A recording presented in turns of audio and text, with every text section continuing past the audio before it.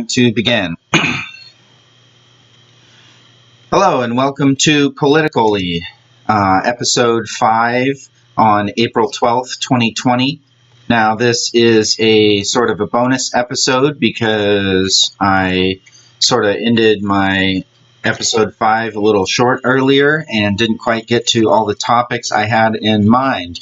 And so I'm going to just go ahead and do a little part B here and go over a few things that I wanted to cover while they are still timely and add this as a part B. Here we go. All right. So first of all, I wanted to make sure that I do a land acknowledgement. And I think this is important, and this is just something that should be standard practice for folks on the left. And the reason I have Wikipedia up is because it's actually just really easy for anyone, no matter where you are, to just go on Wikipedia and look up where you're from and look at the indigenous folks that were here before colonization and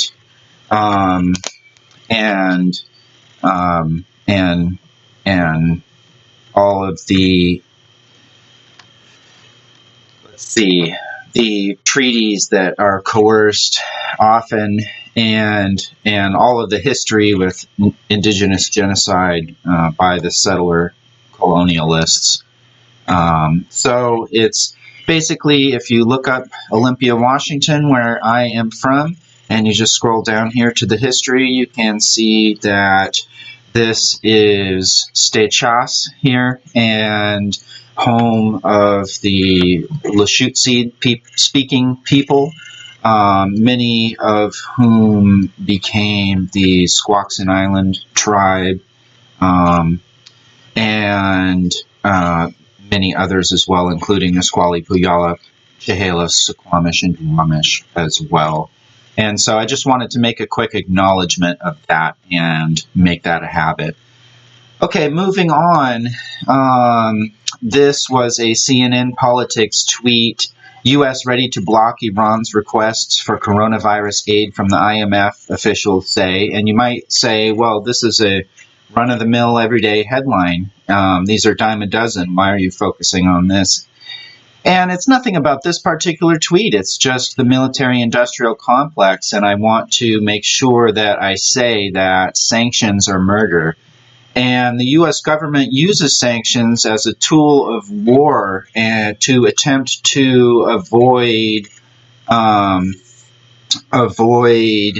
being held accountable for their actions. They want to be able to put wartime pressure on countries and punishments and not face the consequences. And so they use these sanctions at the most horrific time to cause the most suffering, because that's the point.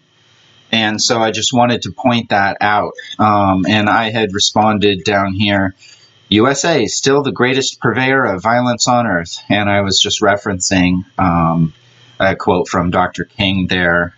And CNN Politics has 3.2 million followers, and I have about 700, and we're pretty similar in likes here. So that just kind of goes to show nothing about me, and just, again, a very small account, but it just goes to show that people are sick and tired of the war machine and can see right through the propaganda.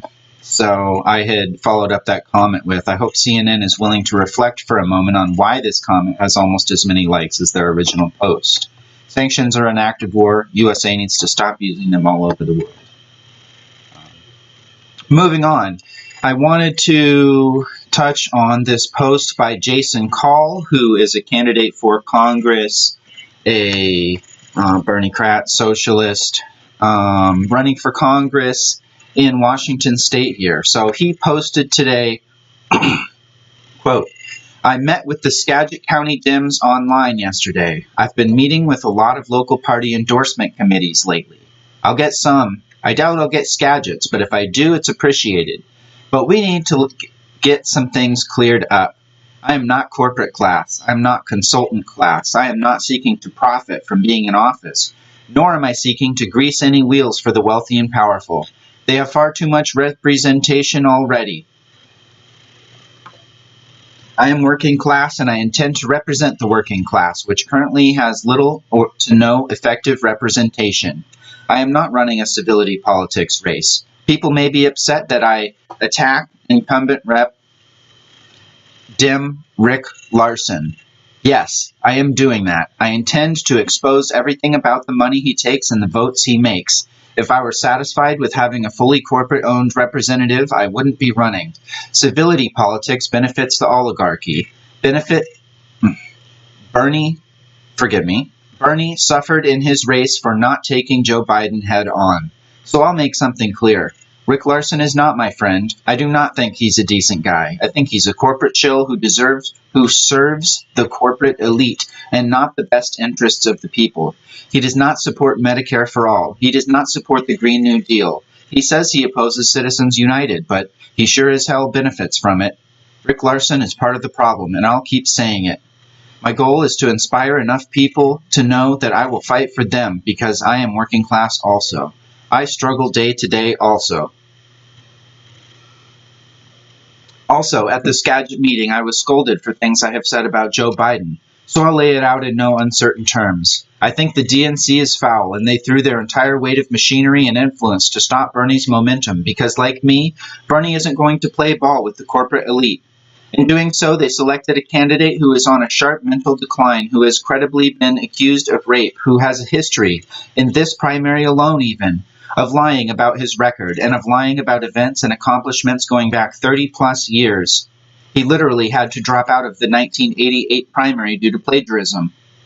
Who has a career record as one of the most corporate-friendly members of Congress and has absolutely no appeal to the majority of voters under 45.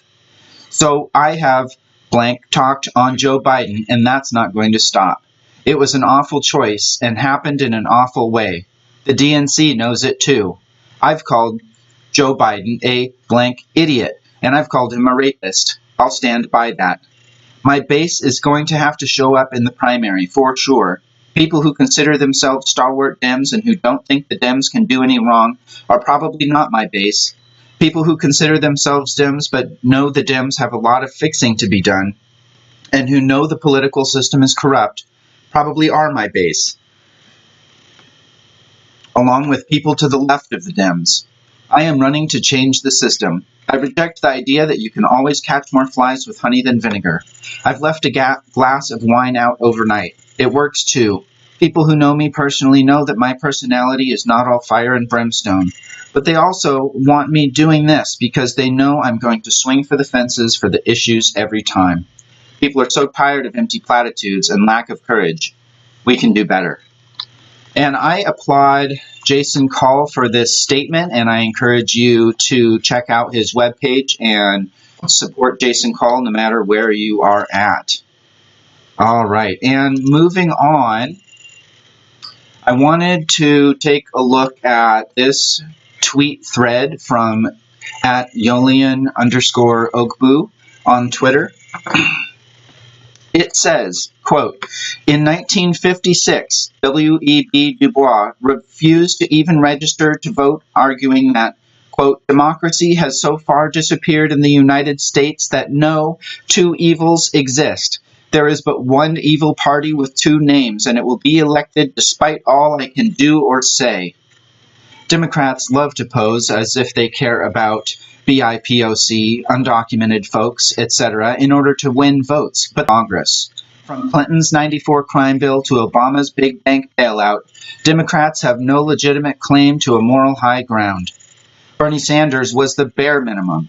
He had a track record of voting in favor of nearly every instance of American interventionism in the last 2 decades, and it hurts to see American progressives or radicals still fall in line with imperialism.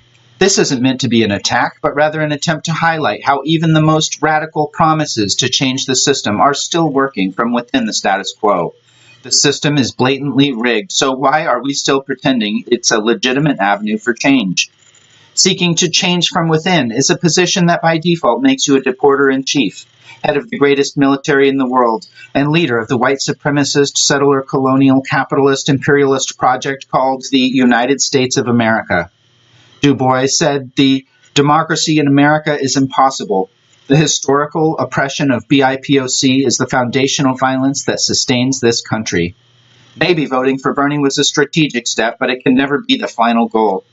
We need to be honest about the reality that voting is not going to save us. But people have already been organizing for affordable housing, at Moms for Housing, increasing minimum wage at 5 for 15, abolishing ICE at Close the Camps BA, and so much more.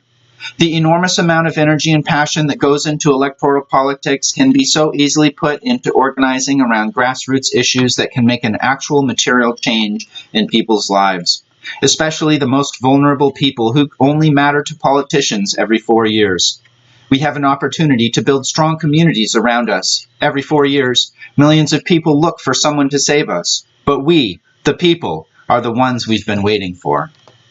And I thank Yolian Ogbu for that thread, which was beautiful. And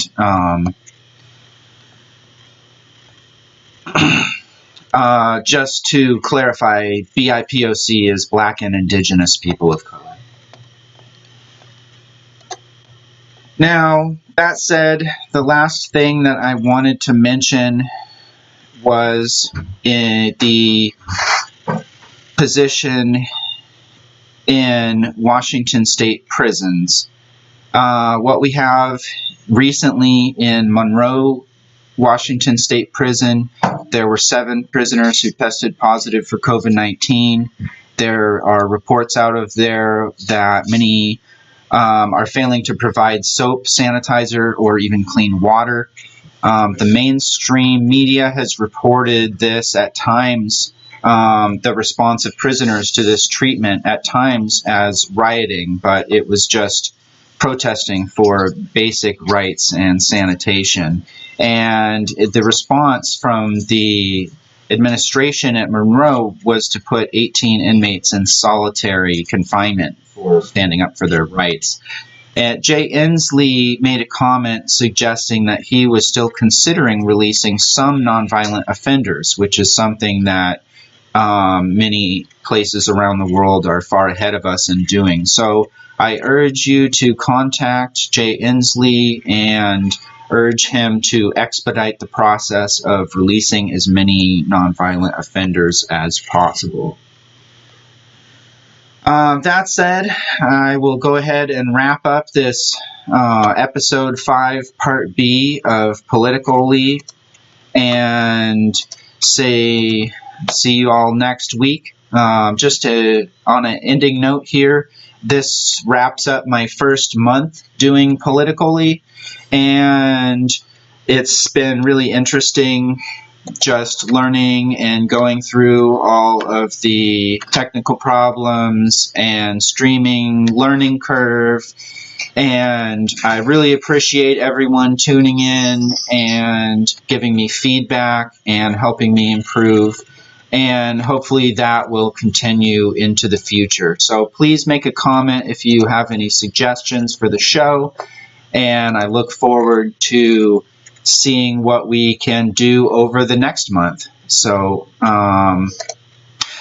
let's see. Over the first month, we had 61 live viewers, 134 YouTube viewers, and 10 subscribers. So I really appreciate that support. And have a good night, everybody.